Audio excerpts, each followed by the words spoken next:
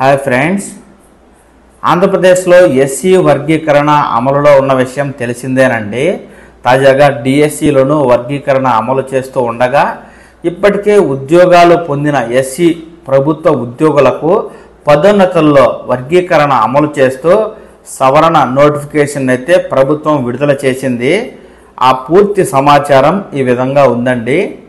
SC ఉద్యోగుల పదోన్నతుల్లో వర్గీకరణ అమలుకు ప్రభుత్వం నోటిఫికేషన్ జారీ చేసింది. గతంలో ఎస్సీలకు 15% రిజర్వేషన్ ఉమ్మడిగా అమలు చేయగా కూటమి ప్రభుత్వం ఎస్సీలోని ఉపకులాలన్నిటికీ రిజర్వేషన్ ఫలాలు సమానంగా అందేలా 3 గ్రూపులుగా విభజించింది.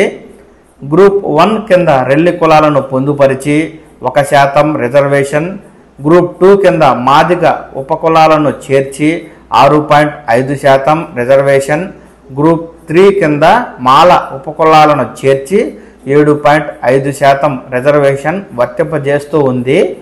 ఈ రిజర్వేషనే ఎస్సీ ఉద్యోగుల పదోన్నతుల్లో అన్ని శాఖలలో అమలు చేయాలని స్పష్టం చేస్తూ బుధవారం సవరణ నోటిఫికేషన్ జారీ చేసిందండి. ప్రభుత్వం విడుదల చేసిన నోటిఫికేషన్ ప్రకారం వర్గీకరణ అమలు ఈ విధంగా ఉంటుంది. మొదటిది, క్యాడర్ స్ట్రెంగ్త్ 5 కంటే ఎక్కువ ఉన్న చోట్ల ఈ రిజర్వేషన్ను వర్తింపజేయాలి. రెండవది, ప్రతి గ్రూప్లోనూ మహిళా ఉద్యోగులకు 33 అంటే 1.3% సమాంతర రిజర్వేషన్ అమలు చేయాలి. ఇక మూడవది, ఏదైనా గ్రూపులకు చెందిన అర్హత గల అభ్యర్థులు అందుబాటులో లేకపోతే ఆ ఖాళీని తదుపరి సంవత్సరానికి తరలించాలి. ఇక నాలుగవది, 2వ ఏడాది కూడా అభ్యర్థి అందుబాటులో లేకపోతే ఆ ఖాళీని తరవాలి గ్రూపునకు ఇవ్వాలి.